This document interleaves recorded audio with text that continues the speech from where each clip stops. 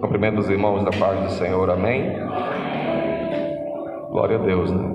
Que bênção que Jesus está fazendo aqui hoje. Mais um dia na presença dEle.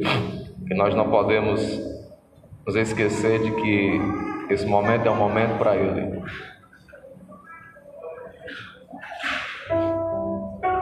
Porque nós não estamos nos reunindo aqui, irmãos, por pessoas. Nós estamos nos reunindo por causa dEle.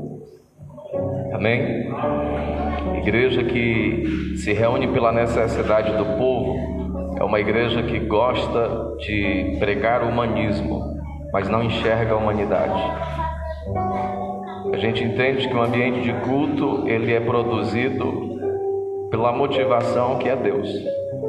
Nós estamos aqui hoje para buscar a Ele. Nós não viemos aqui por causa de necessidade.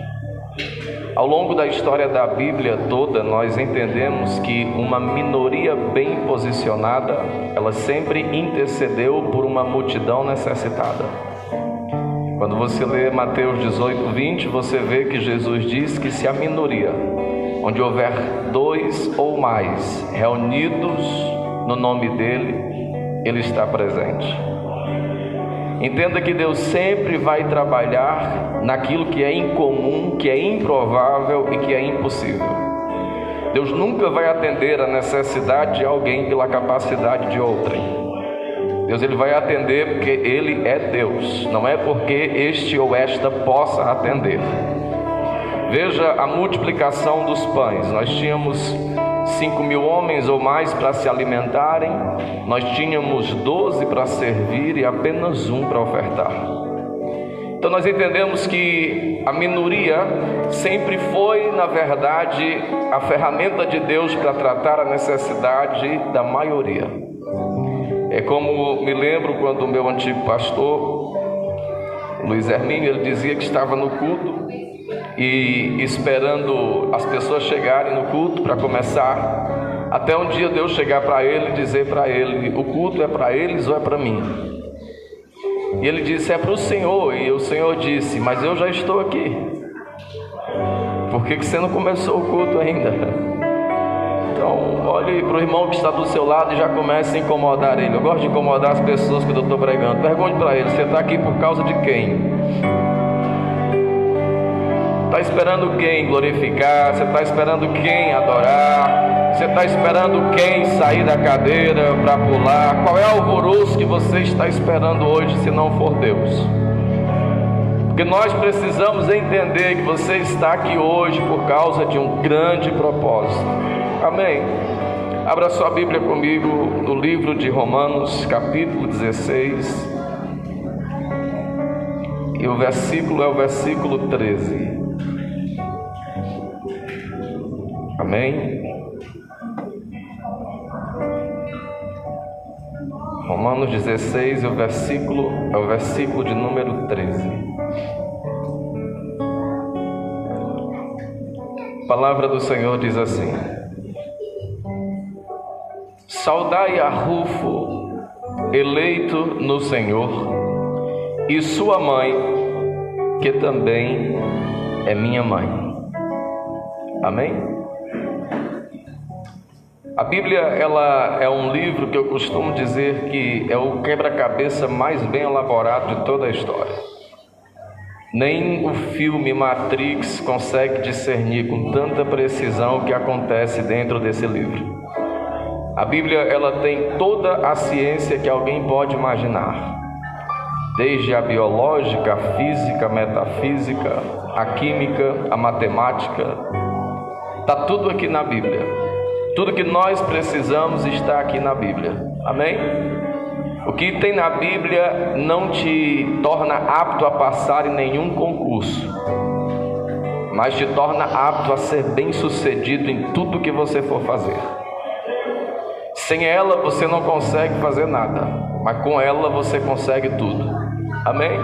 Não é suficiente nós termos uma vida terrena sem termos uma vida eterna. O que você precisa entender para a sua vida, para o seu ministério, para a sua caminhada, é que a nossa vida ela só tem sentido a partir do momento em que Deus está dentro dela. Fora disso não é vida. Sabe por que as pessoas elas têm que toda sexta tomar a geladinha, emendar no sábado, depois ir para a festa e voltar e namorar com uma e com outra todo dia, porque não se satisfaz? Aquilo tudo é ausência de Deus. Quando a pessoa ela não tem Deus na sua vida, ela procura tudo para se entreter. Ela procura tudo para lhe tirar da sua realidade. Mas quando a pessoa conhece Jesus, é como um rapaz novo como eu, que quando chega na sexta-feira e me convidam para ir beber, eu digo, não preciso. E quando chega no final do expediente, alguém diz, está indo as meninas tudo no barzinho, estão mandando te chamar, eu digo, chama o cão, ninguém tem. É porque na verdade eu não preciso.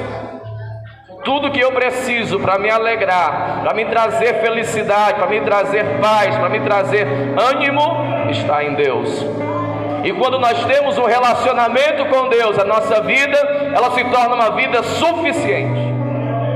Nós nos tornamos pessoas mais gratas e já não importa mais se a gente come feijão com farinha e ovo de segunda a domingo. Porque toda vida que aparecer, nós iremos levantar o prato e dizer, graças te dou, porque eu sei que tu está proporcionando isso. Quando eu tenho Deus na minha vida, eu já não me importo mais com qual é a roupa que eu vou para o culto de domingo. Eu saio de casa, coloco a primeira que eu vejo. O que me importa saber é não chegar no culto e perder a minha bênção. Quantos querem ter uma vida de intimidade assim com Deus? Porque quando nós temos Deus de verdade na nossa vida, nós não precisamos de nada disso. Deus está procurando aqui, eu vou dizer de novo o que eu disse no começo da mensagem, as pessoas improváveis para realizar nelas obras impossíveis que ninguém viu ainda. Porque o mundo ele não está na realidade que você está enxergando agora. Se nós orássemos de fato de verdade, se nós buscássemos de fato de verdade, nós entenderíamos que para chegar num culto como esse, existe uma guerra espiritual tão grande que você nem imagina. Não é à toa que você sente sono quando começa o culto. Não é à toa que você sente dor de cabeça quando vem ao culto. Tem gente que acostumava a dizer, eu não gosto de ir para o culto, porque quando eu vou para o culto me dá logo a dor de cabeça. Você está pensando que isso é normal? Não é à toa que alguém tentou lhe atrapalhar antes de vir para o culto hoje. Sabe aquele parente que nunca veio na sua casa, vai vir hoje, no dia de domingo, na hora de você vir para o culto, que é para poder você não ter como correr e ter que recepcioná-lo. Isso não é por acaso. Alguém sempre vai tentar impedir o que Deus tem para fazer na sua vida, das coisas básicas às coisas maiores ainda. Mas o que nós precisamos fazer é manter o nosso relacionamento com Deus, porque o intuito de Deus ter criado o ser humano, o homem, foi aproximar a criatura do Criador o máximo que pudesse. Mas por quê? Porque Deus queria, Deus nos amou tanto, que Deus nos criou. Deus ele é um ser tão lindo, tão sem maldade e tão santo, que até os anjos que não têm pecado nenhum, diz a Bíblia que quando olham para ele tem que cobrir o rosto para não podê-lo contemplar. Amém. Então nós entendemos que a santidade de Deus, ela é algo inacessível, ela é algo inalcançável. Deus quando fez o homem, diz a Bíblia que Deus estava fazendo o homem para ficar com ele, andar com ele. Mas acontece que esse relacionamento ele foi cortado por um tempo. E ele foi cortado porque o homem ele simplesmente não soube aproveitar os limites. Todo relacionamento requer renúncia. Mas escute, todo relacionamento requer muita atenção. Não perca o foco do relacionamento que você está gerando em Deus.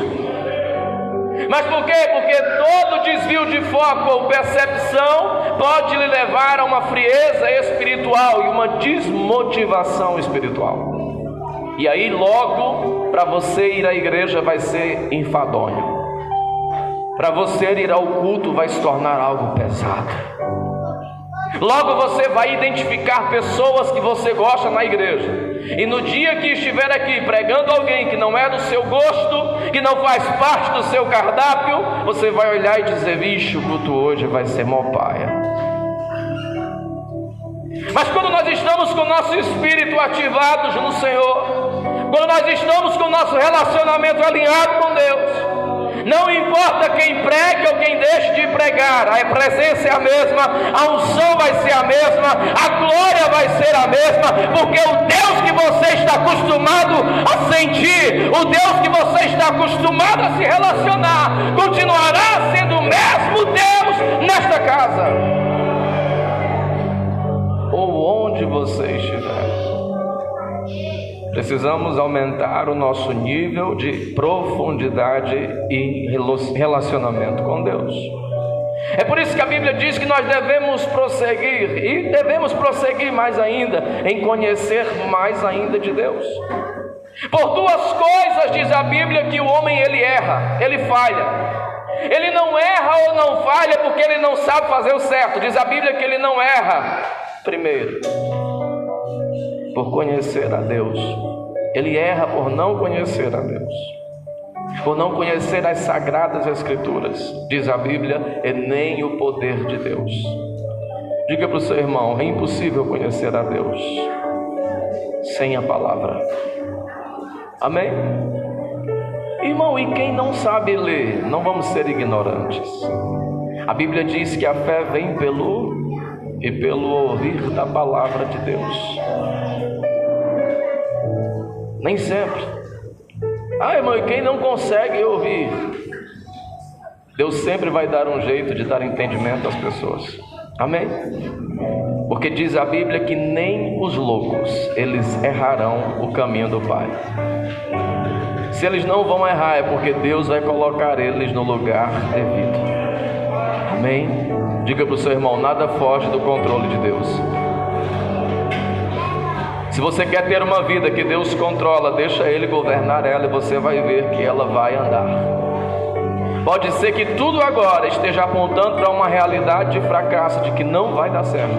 Mas diz a Bíblia que não vem tentação sobre nós senão humana, que nós não possamos resistir. Porque todas as vezes que diz a Bíblia que vem sobre nós uma provação, vem um escape que a gente possa suportar. Levante sua mão e receba escape de Deus hoje. Esse é um ambiente profético, é a casa de Deus. Há escape de Deus para a minha vida e para a tua vida por esses dias, sim. Nós precisamos acreditar nisso. Amém? E olha que eu não sou um pregador motivacional, eu não trabalho nem na Rinodê, né? Eu não sou aqueles caras que pregam essas coisas bonitas. Esses dias eu estava até ferroado na internet, porque eu abri o Facebook, quando abri o Facebook tinha uma live de um homem, que ele estava só com a mão assim em cima da mesa, e toma esse homem falar em língua estranha e dizer, tem uma pessoa aqui que Deus manda dizer que está assim assado, e entre uma profecia e outra, entre uma língua estranha e outra, ele dizia, compartilhe essa live, porque quem compartilhar vai receber uma oração de graça. E ele continuava papocando em língua estranha e uma ruma de animal colocando comentário lá, fala comigo, Senhor, fala comigo, meu Deus. Quem quer ouvir a voz de Deus aqui, irmão? Quem quer? Então diz para o teu irmão, sai do Facebook e olha a Bíblia. Amém? E o senhor fazia o que no Facebook? Não, estava olhando a voz de Deus. Não, eu estava olhando o Face. Mas do que ouvir a voz de Deus, tu vai ler a Bíblia. Amém? Porque eu de repente fui no message dessa página, e quando eu entrei lá, eu coloquei lá uma mensagem, a paz do Senhor. E na hora que eu coloquei a paz do Senhor, a pessoa da página disse, me conte o seu problema que eu vou fazer uma oração. E eu já coloquei assim, não, eu vim falar o teu problema. Eu não tenho problema para contar, eu vim falar o teu. De que vale ganhar curtido, compartilhamento do mundo inteiro e tu ir para o quinto dos infernos, tu tá louco? Como é que tu entra dentro do Facebook para tu profetizar mentira, para tu falar em língua estranha, mentindo, para tu enganar uma ruma de besta que está ali te ouvindo? Tá louco? E aí a segunda mensagem foi, por favor nos ajude, a conta bancária é tal. Eu digo, para ti não tem mais jeito, tchau. Cara, piorou mais ainda o negócio. Até quando existirão falsos profetas? Até quando existirão falsas pessoas que falam quando Deus não tem falado? Até quando existir pessoas que não tiverem relacionamento e acharem que qualquer rumor é Deus que está falando porque não tem intimidade com Deus? Você precisa ter intimidade, não é para ser um profeta, é para entender quem é que está falando com você, se é Deus ou se é Baal. O problema é que nós estamos sempre buscando a Deus por intimidade, para sermos mais usados por Ele. E eu digo para você uma coisa: se existe um dom importante na Bíblia que deve ser buscado, e esse vai te dar o direito de ir para o céu, você precisa do amor. Você precisa amar mais do que falar em língua estranha. Você precisa ter domínio próprio mais do que profetizar. Amém. Diga para o seu irmão: melhor do que ser dominado é dominar a si mesmo. Glória a Deus.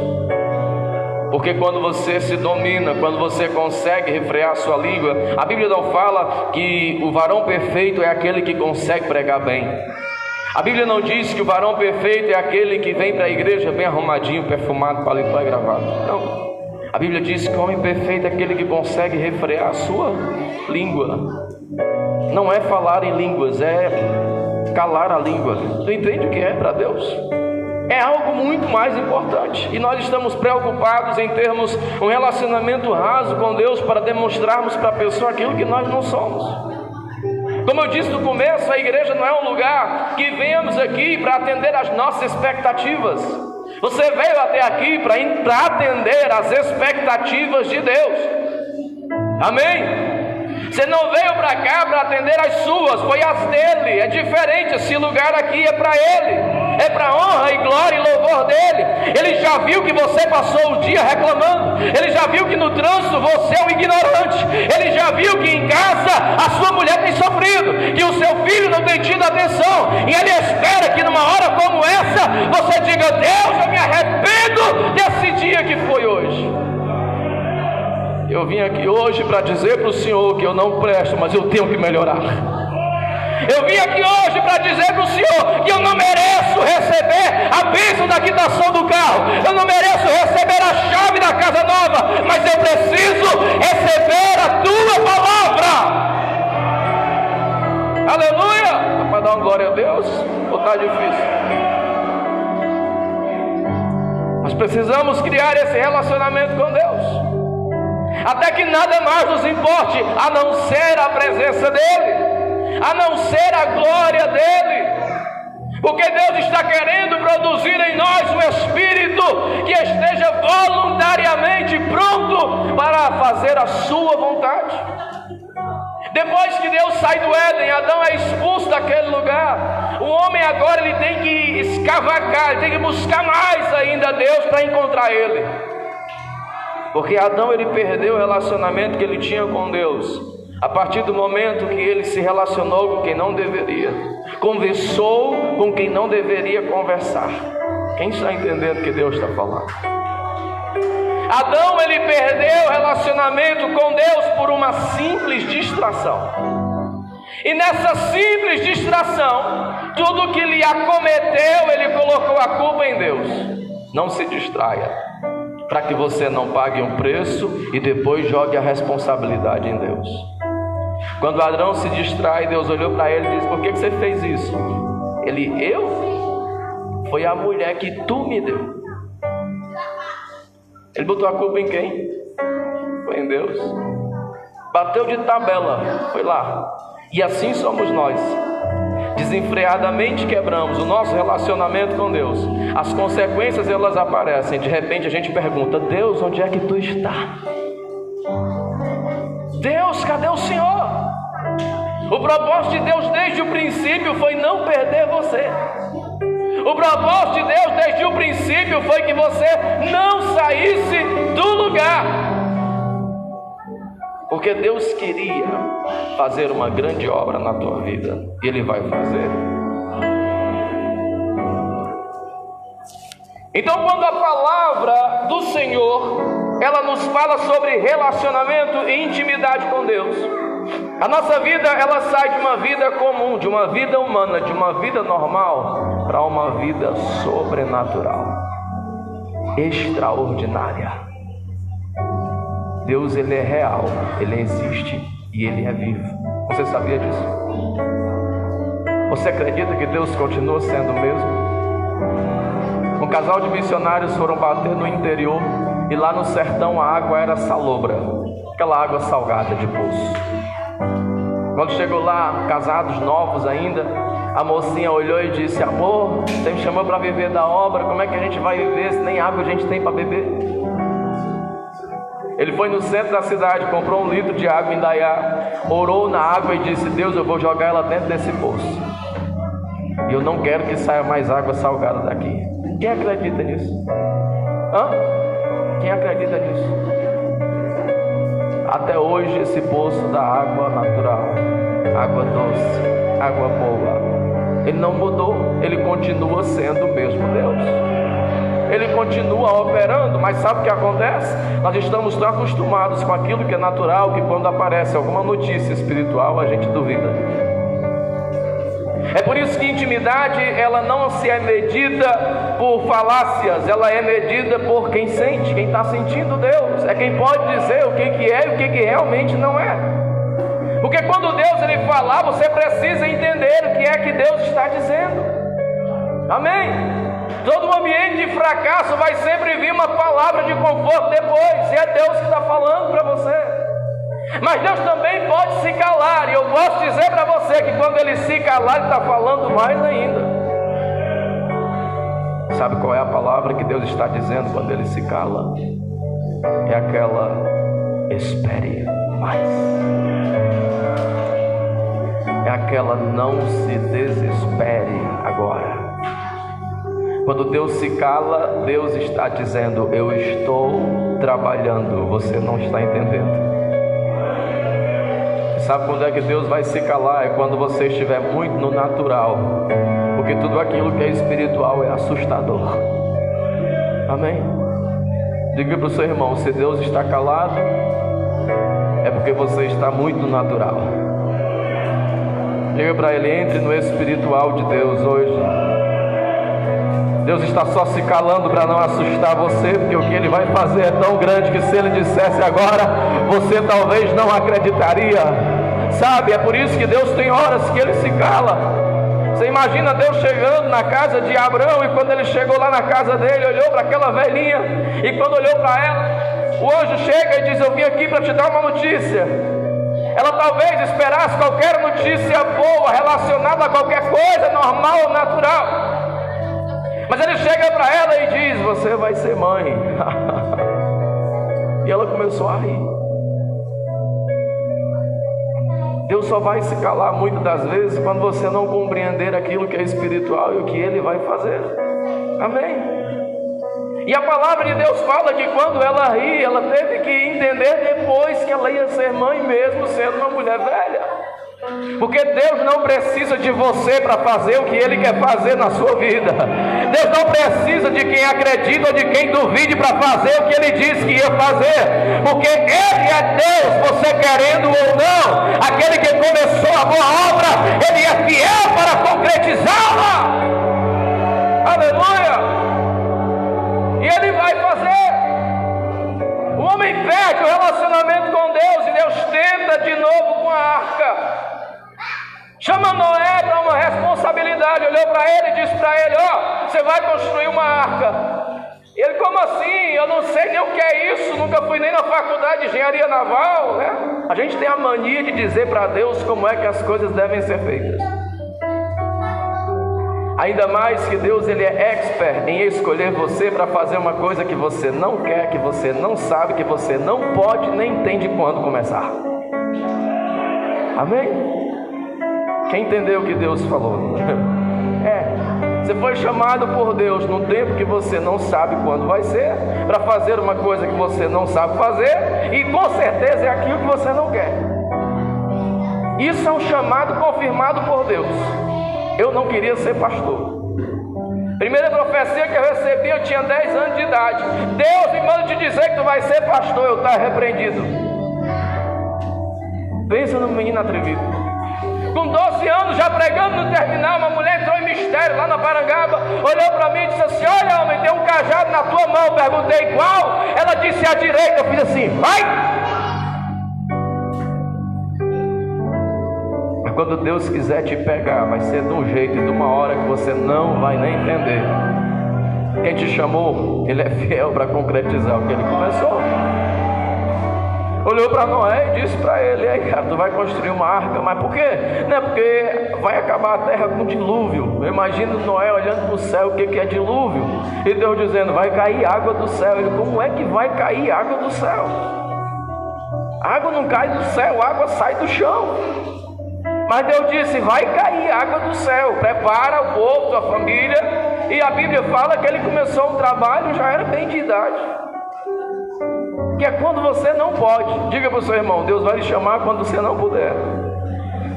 Amém? Agora diga para ele: quando você for incapaz, pronto, é só assim que Deus vai te chamar. Na hora que você for bem incapaz, é você mesmo. Porque quem se acha, diz a Bíblia, que já se perdeu. Deus não vai escolher esses. Amém? Aqui só estão os achados por Ele, quem Ele achou. Quem se acha, não. É por isso que a palavra de Deus diz: não foram vocês que escolheram a mim, fui eu que escolhi vocês. Não foram vocês que se acharam, Lincoln, foi eu que encontrei você. É isso que Deus fala. Olhou para ele e falou: você é um lavrador, você é um agricultor, não é? Sou. Então pronto, agora você vai ser um engenheiro naval e pronto. E ele construiu uma barcazinha de madeira que aguentou 40 dias de dilúvio, mais de 360 em cima das nuvens, que aterrissou lá na Turquia, no Monte Ararat, e que ganhou e bateu o recorde do Titanic feito de aço, por engenheiro formado. Tu acredita? Não sabe o que é mais interessante? Essa arca não tinha remo, ela não tinha motor, ela não tinha leme, e nem tinha vela. As coisas de Deus é de doido, cara. Não tem lógica. Amém, irmão? Deus coloca você num barco desse jeito, sem leme, sem vela, sem remo. E tem mais, viu? Só tinha uma janela. E a porta estava lacrada por fora, diz a Bíblia, não tinha nem tranca. Como é que pode as coisas de Deus? Não tinha nem tranca, mas estava trancada por fora, lacrada. Sabe o que é que acontece? É que quando nós entramos num barco que foi Deus quem fez, que foi Deus quem elaborou, a direção total vai ser dele também. Glória a Deus, amém. E era assim uma janela tão legal que ninguém conseguia nem ver terra por ela. Não dava para ver nada dessa janela, só dava para enxergar o céu. Quem está entendendo? Quem está entendendo aqui? E a janela só dava para enxergar o que, irmão? Olha para o seu irmão, enxergue o céu, cara. Não pare de olhar para o céu. Se você olhar para a terra, você vai ver muito problema, mas olhe para o céu, porque diz a Bíblia que é de lá que vem o nosso socorro, a presença.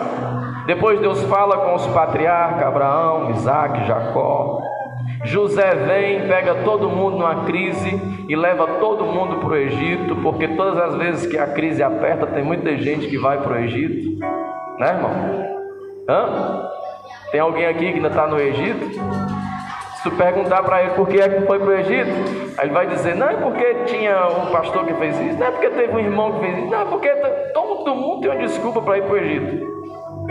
O problema é sair de lá depois. E diz a Bíblia que depois Deus levantou Moisés, e Moisés começa uma saga para uma libertação de uma nação dentro de outra, e que já estava maior do que a existente. E o trabalho não foi fácil. Diz a Bíblia que Deus começa, e numa das pragas, numa das provas muito grandes, a que mais me chama a atenção foi a dos primogênitos. Deus chegou para Moisés e disse para ele: cara, vamos fazer o seguinte, o cara é por minha conta, viu, irmão? Está na Bíblia não. E aí ele olhou para ele e falou: você vai pegar um cordeiro sem mancha alguma, e aí depois você vai imolar ele, vai pegar o sangue, vai passar no umbral das portas, reparte o cordeiro, depois as pessoas vão se alimentarem ali. Mas se tiver uma família pequena, bota ela dentro da casa de uma família grande, de maneira que eles comam tudo lá e não só para outro dia. porque eu vou ordenar que o destruidor passe aí, e quando ele vê o sangue no umbral das portas, ele vai respeitar. Vou dizer de novo, quando ele vê o sangue no umbral das portas, ele vai respeitar. Não vai poder entrar dentro da casa de vocês. E diz a Bíblia que assim foi feito. E começaram a instituir esse momento como um momento de celebração de fato. Pós-tabernáculo, nós já tínhamos a Páscoa como uma festa institucional. E depois o templo, quando foi levantado, a Páscoa ela continuava. Mas em todo momento falava que Jesus viria, que Jesus chegaria. Desde o primeiro momento em que o homem cai, Deus ele já lança uma palavra. Gênesis 3,15 diz: e porém inimizade entre ti e a mulher, entre o teu descendente e o seu descendente, e este lhe ferirás a cabeça, e tu lhe ferirás o calcanhar. Deus falando com o diabo, Deus falando com a Eva, Deus dizia: vai nascer um de mulher ainda, que vai pisar a sua cabeça, você vai ferir o calcanhar dele, apenas. Havia uma promessa que Jesus viria. Mas por que Jesus viria? Deus sabia que necessitaria um dia que alguém viesse aqui cumprir o propósito da humanidade, que era o relacionamento profundo e íntimo com Deus, e envergonhar alguém que um dia havia tentado contra o próprio Deus. E esse se opôs contra Deus e contra nós até hoje, que é o diabo. Mas todos os livros da Bíblia, Jesus está neles. Amém? Em todos os livros da Bíblia, Jesus aparece. Os profetas, eles profetizavam. Moisés vem, e quando ele vem, diz a Bíblia que vinha um profeta maior do que Moisés ainda. Depois a palavra de Deus fala que outros profetas se levantavam e falavam que Jesus estava vindo. Isaías, conhecido como profeta messiânico. Quem deu crédito à nossa pregação e quem se manifestou o braço do Senhor? Pois que foi subindo como um renovo, e como raiz de uma terra seca, não tinha parecer nem formosura, e olhando nós para ele, nenhuma beleza víamos, para que o desejássemos. Era desprezado, mais indigno entre os homens, homem de dores, forçado em trabalho, de quem o povo escondia o rosto dele.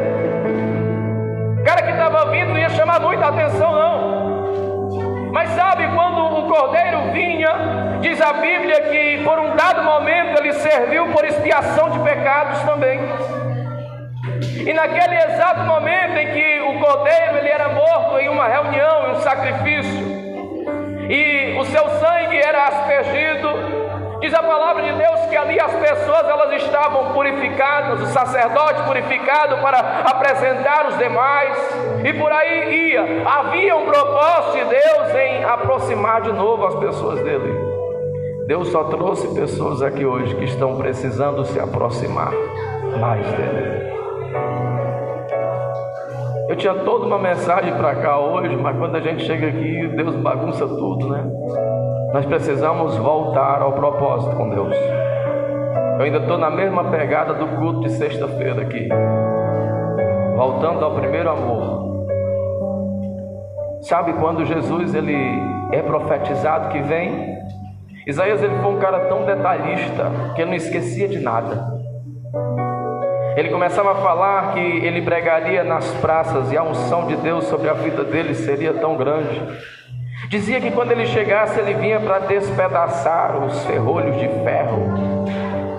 Sabe, o homem que está vindo aí, ele vem para quebrar sistema, ele vem para fazer tudo. Profecias indicam que Jesus vinha, e quando ele vinha, dizia: Jerusalém, Jerusalém, o teu rei está vindo aí, montado sobre um jumento, filho de uma jumenta. Como era que um rei vinha montado em cima de uma jumenta, se o cavalo do rei era o mais bonito da época? É porque o reino desse homem não era constituído por aquilo que era feito aqui na terra, mas no céu. É por isso que a importância do seu reinado não era de status, de postagens ou de fotos e vídeos e curtidas e compartilhamentos.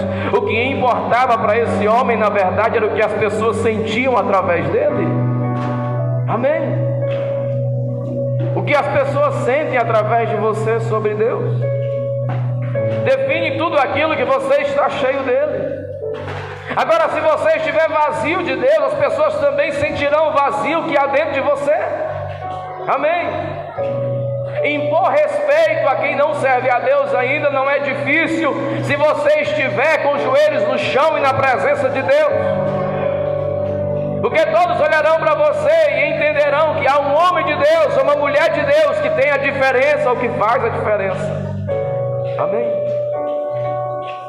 E o último dos profetas que nós conhecemos na Bíblia, que foi o Malaquias, no Antigo Testamento. O último que a gente fala, mas nós entendemos que a Bíblia não está escrita em ordem cronológica.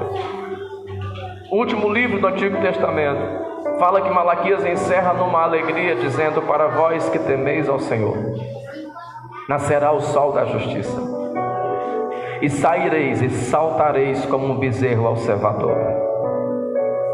Está vindo coisa nova para vocês.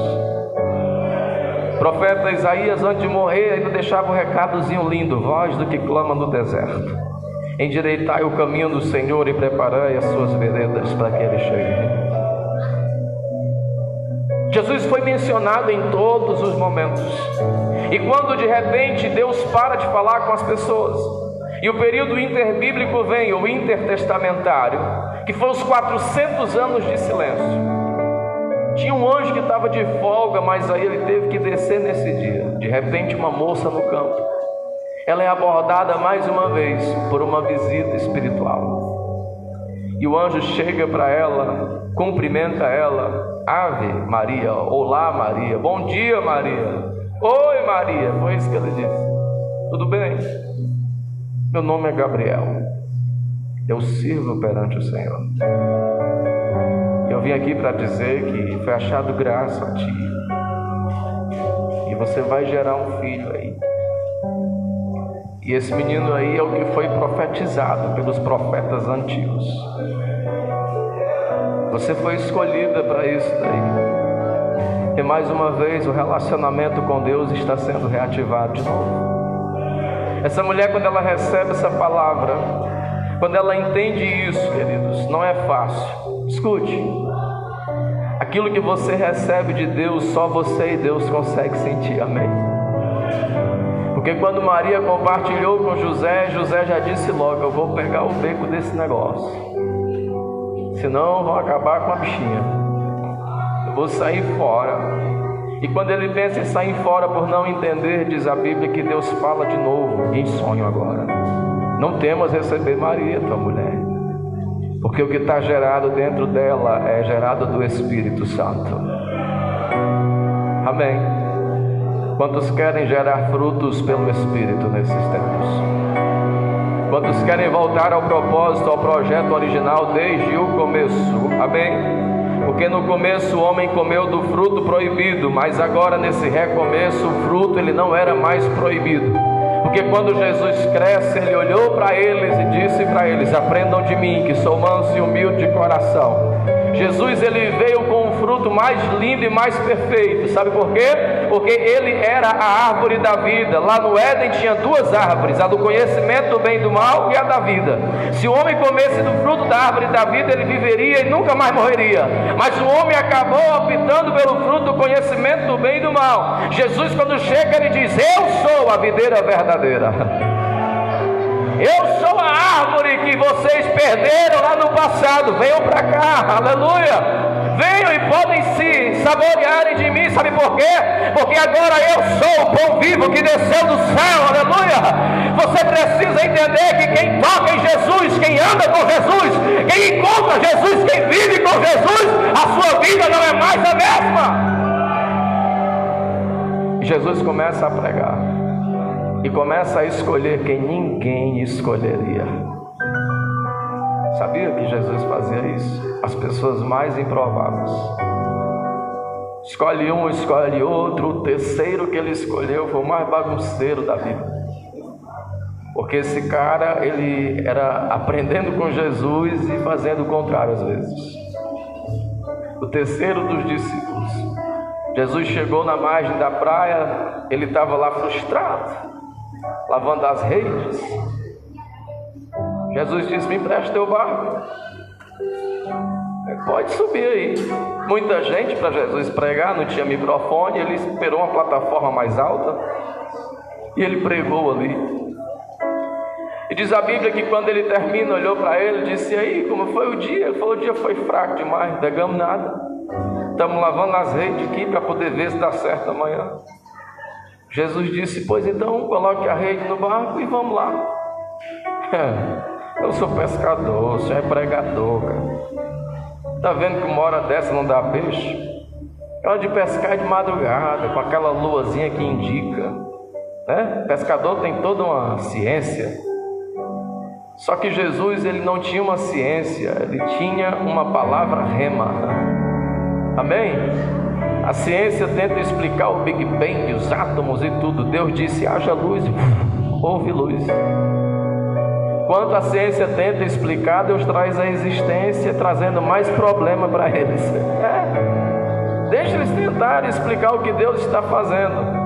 Porque o ser humano pode fazer de tudo, cara, mas tem coisa que o homem não inventa ainda. O homem já conseguiu dessalinizar a água do mar, consegue tirar o sal da água do mar, mas ele não conseguiu inventar água, né? Tem coisa que a gente até separa, mas não consegue criar de novo, porque só Deus pode fazer. A água é um negócio sem explicação, né? Não tem cor, não tem cheiro, não tem sabor. Como é que pode?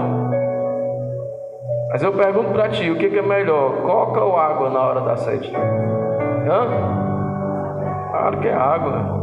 Se tu falou coca, vai se tratar, mano. Tu é um cocólatra. Sabe, a palavra de Deus, ela fala que Deus sempre quis nos aproximar. Deus, ele sempre quis nos trazer para perto, mas são pessoas improváveis. Olhe para você. Talvez você está aqui hoje, você já deve ter matado alguém. Não levante a mão, por favor. Eu quero continuar olhando para você do mesmo jeito também. Amém? Talvez você está aqui hoje, já veio de prostituição, já veio de drogas. É por isso que as pessoas elas não conseguem olhar para mim, para você e aceitar. Depois que faz de tudo, agora bota uma Bíblia debaixo do braço e diz que é crente. Quem foi que já ouviu isso? Depois que faz e acontece, agora vai lá e diz que é crente. Sabe por quê? Porque as pessoas elas não conseguem mudar, elas não acreditam na sua mudança. É só isso.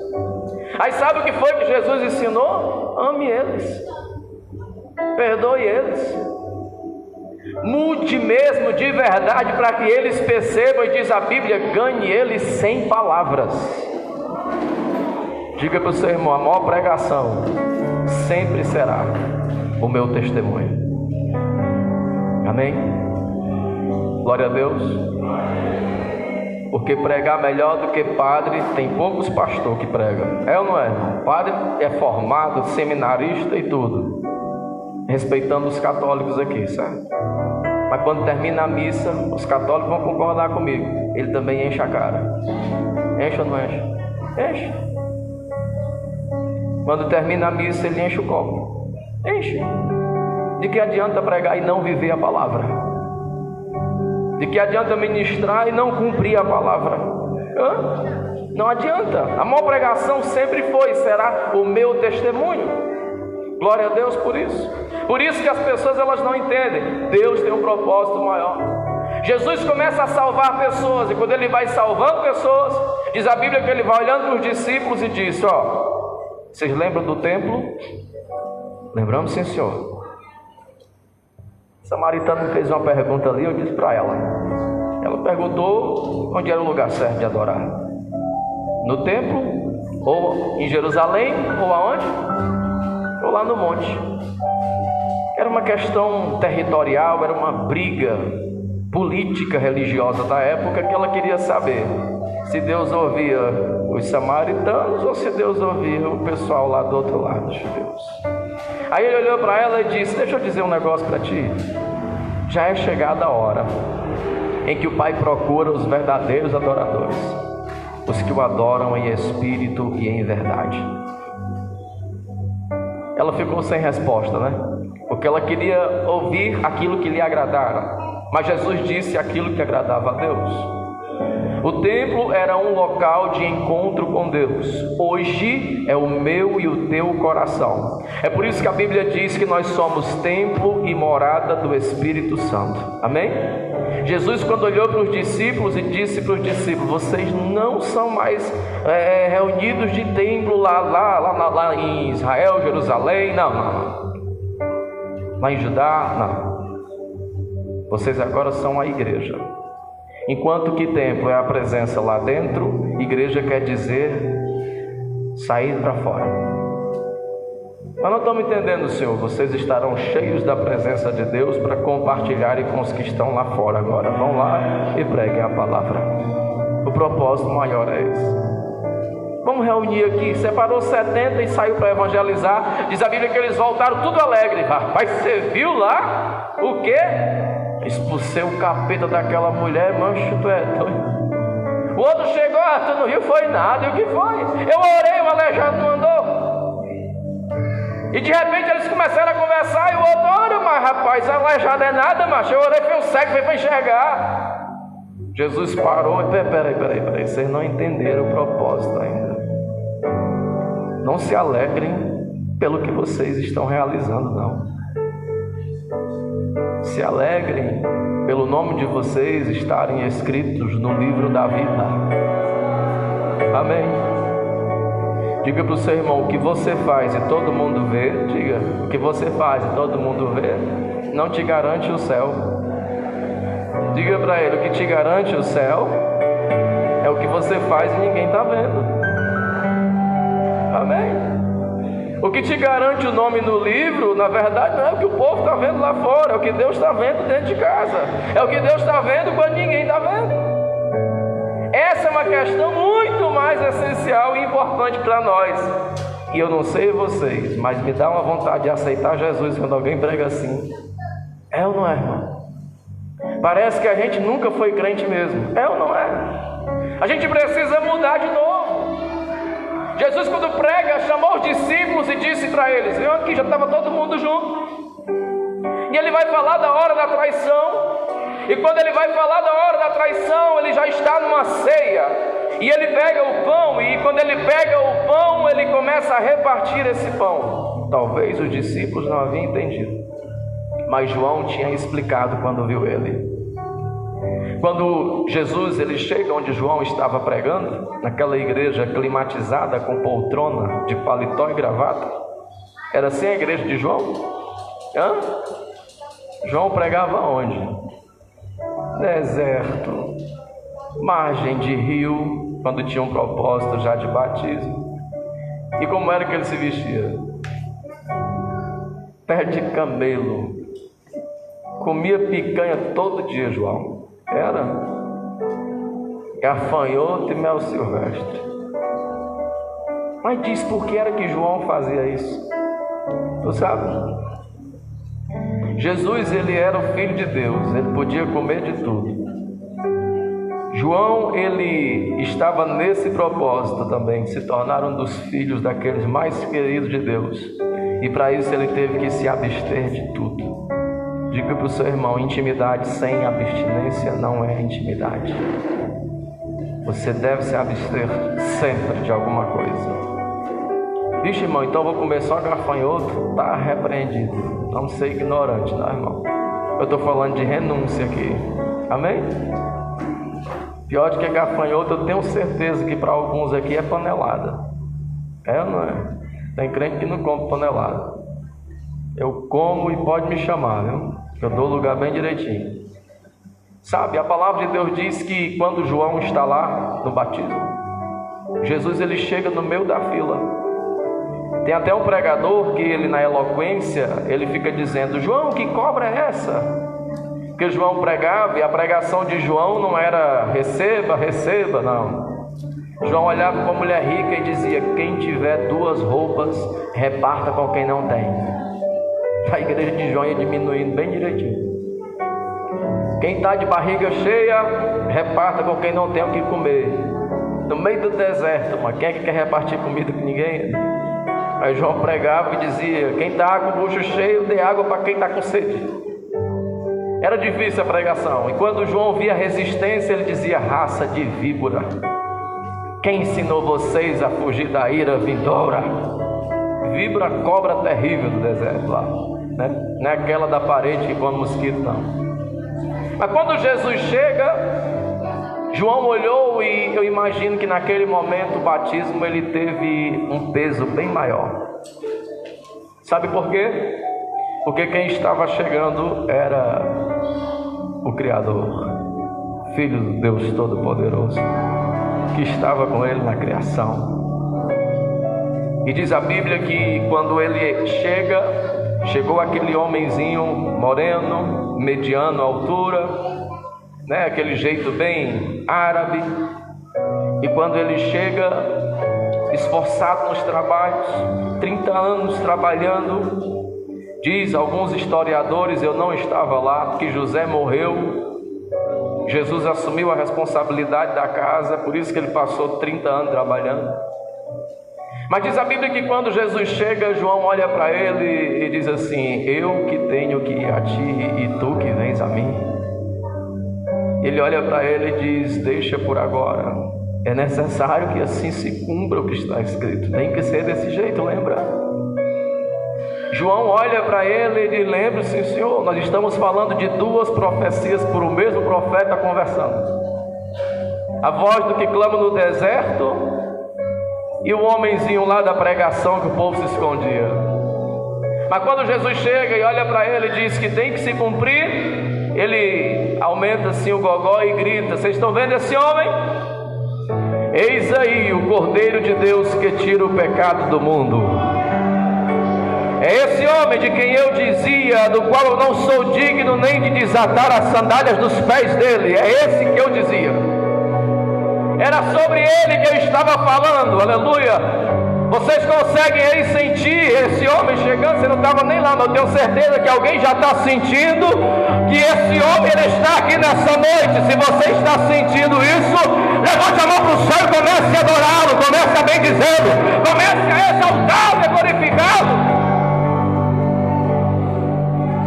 Os discípulos não estavam entendendo o que Jesus fazia. João tinha explicado, mas nesse dia eles não tinham entendido ainda. Jesus pega o pão, parte o pão entre eles, olhou para eles e disse: estão vendo esse pão? Isso daqui é o meu corpo que é partido por vós. Façam isso em memória de mim. Isso aconteceu quando? Lá na matança dos primogênitos, lembra? Quando Deus mandou pegar o cordeiro, imolar o cordeiro, repartir o cordeiro, e todo mundo tinha que comer naquele momento. Jesus pega o vinho e reparte entre eles e diz: está vendo aí? Esse é o Novo Testamento no meu sangue. Façam isto todas as vezes que vocês beberem em memória de mim. Não se esqueçam. Diga para o seu irmão: o sangue nos purifica de todo o pecado. Aleluia. Enquanto você estiver com o sangue do Cordeiro sobre a sua vida, o destruidor não pode tocar em você. O diabo ele não tem poder, ele não tem domínio, ele não tem nada sobre a sua vida. Sabe por quê? Porque todas as vezes que Jesus ele chegava perto do Calvário, ameaçava a cabeça do diabo. E Jesus ele é traído, e quando ele é traído, os homens que ele escolheu fizeram o quê? Defenderam ele, não foi? Lembra de Pedro? Ô Pedro perturbado, irmão. Pedro tinha acabado de orar. Quando ele terminou de orar, que o soldado chegou, ele deu-lhe uma espadada na orelha do cara, que caiu do outro lado.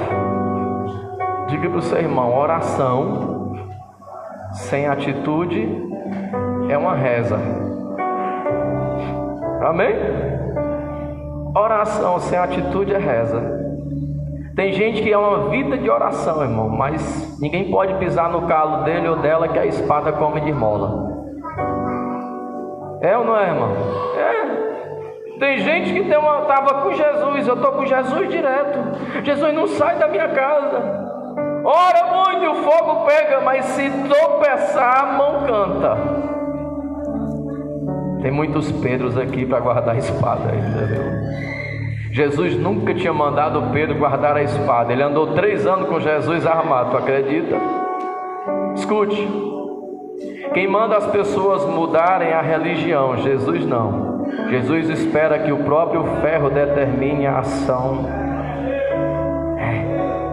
A religião é que chega para você e diz: agora você é crente, viu? Você não pode mais andar assim, assado, tem que falar isso, aquilo, outro. A sua gíria não é mais meu irmão, agora é vaso, né?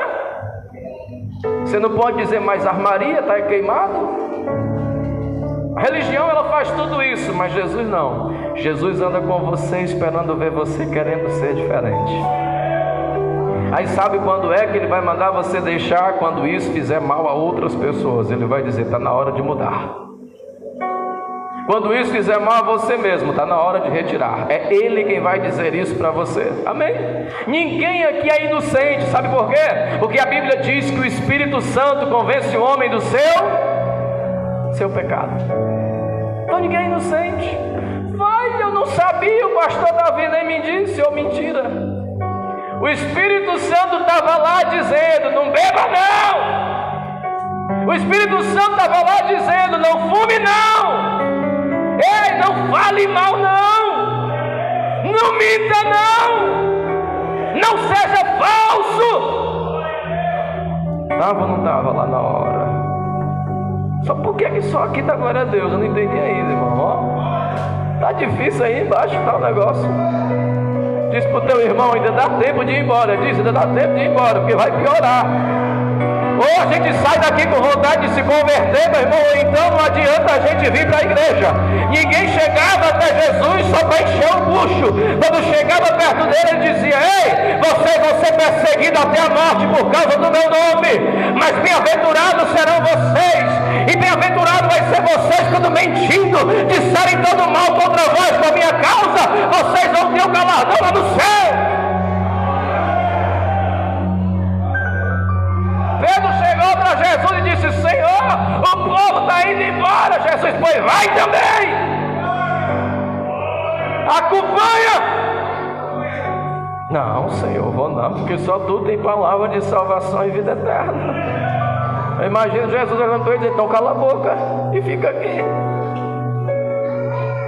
Jesus pegou Pedro sem ele conhecer ele ainda. Ele quem? Pedro conhecer Jesus, porque Jesus sempre conheceu ele. Amém? Mas você só vai descobrir quem você era em Deus no dia que você descobrir quem Deus é em você. Um dia Jesus chegou para os discípulos e fez uma revisão com eles. Olhou para ele e disse assim: quem é que estão dizendo lá fora que eu sou? Jesus queria saber se eles conheciam quem é que eles estavam seguindo. Uns disseram: estão dizendo por aí que tu é o João Batista, o Elias, perdão. Estão dizendo por aí que tu é isso, que tu é aquilo. Estão dizendo por aí que tu é isso e aquilo. E Jesus disse: está certo, está certo. Agora vocês, quem eu sou para vocês?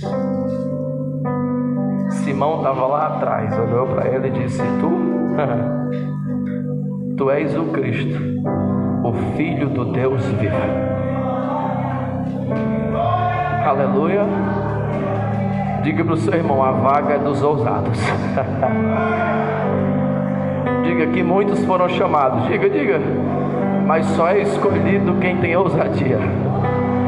Quem tiver ousadia é escolhido por ele. Ele olhou para ele e disse para ele: sabe uma coisa, Simão? Não foi carne nem sangue quem te revelou esse negócio aí.